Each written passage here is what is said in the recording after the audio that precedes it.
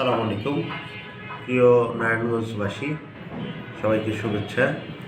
নারায়ণগঞ্জ 4 আসনে জাতীয় নাগরিক পার্টি এনসিপির পক্ষ থেকে শাপলাকলী প্রতীকে আমি সংসদ সদস্য নির্বাচন করছি ইনশাআল্লাহ। আপনারা জানেন নারায়ণগঞ্জ 4 আসনটা ঢাকা এবং নারায়ণগঞ্জ দুইটা সিটি কর্পোরেশনের মাঝখানে অবস্থিত হইলেও নাগরিক সুবিধার যে ছোঁয়া বা আধুনিক নাগরিক সুবিধা, নাগরিকদের যেই সকল সমস্যা সমাধানের কথা ছিল তা বিগত দিনে জনপ্রতিনিধিরা বা বিশেষ করে বিগত ফ্যাসিস্ট আমলের শামীম ওসমানেরা আসলে এই পরিবেশটা তৈরি করে নাই বা কাজ করে নাই। এই জন্য এই এলাকার মানুষ বেসিক্যালি নাগরিক সুবিধা থেকে বঞ্চিত। যেমন এই শীতের দিনেও আপনি দেখবেন, আমি এনায়েতনগর থেকে মাত্র আসলাম, যে জলাবদ্ধতা, শীতের দিনেও ড্রেনেজ সিস্টেম নেই, রোডঘাটের সমস্যা, মশকের কারণে আমাদের এই অঞ্চলে প্রচুর মানুষ মারা গেছেন এই বছর ডেঙ্গুতে। তো খালগুলো হচ্ছে জরাজীর্ণ, চলাচল করার মতো রাস্তায় এই অঞ্চলে নেই। এই অঞ্চলে প্রচুর প্রতিষ্ঠান আছে, ব্যবসা প্রতিষ্ঠান, যেটা পরিবেশ দূষণ করে। আবার এখানে যারা ব্যবসায়ী আছে তারাও নিরাপদে ব্যবসার পরিবেশটা পাচ্ছে না, চাঁদাবাজি, সন্ত্রাস, দখলদারির কারণে।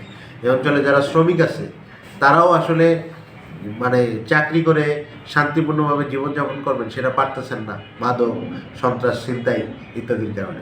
আবার এই অঞ্চলে যারা স্থায়ী বাসিন্দা আছেন তারাও এই অঞ্চলের গায়ের জোর, পেশিশক্তি, সন্ত্রাস, রাস্তাঘাটের দুরবস্থা, জলাবদ্ধতা এগুলোর কারণে দুর্বিষহ জীবনযাপন করছে।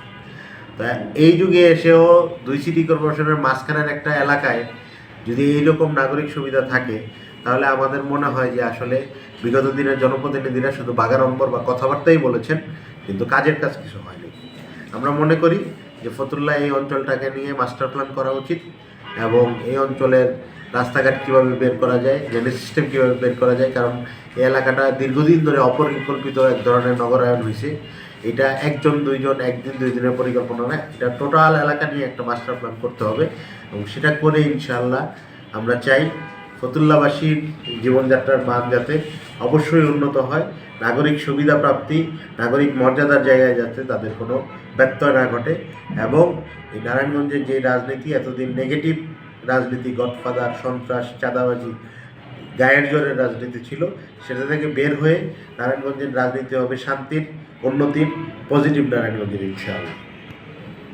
প্রজন্ম আমরা গণ অভ্যুত্থানের মধ্য দিয়ে উঠে এসেছি। আমরা মনে করি যে আমরা যদি সুযোগ পাই ইনশাআল্লাহ নারায়ণগঞ্জের যে নেগেটিভ ব্র্যান্ডিং সেটাকে কাটিয়ে পজিটিভ একটি নারায়ণগঞ্জ আমরা গড়ে তুলব ইনশাআল্লাহ, একটি শান্তিময় সুন্দর নারায়ণগঞ্জ গড়ে তুলব।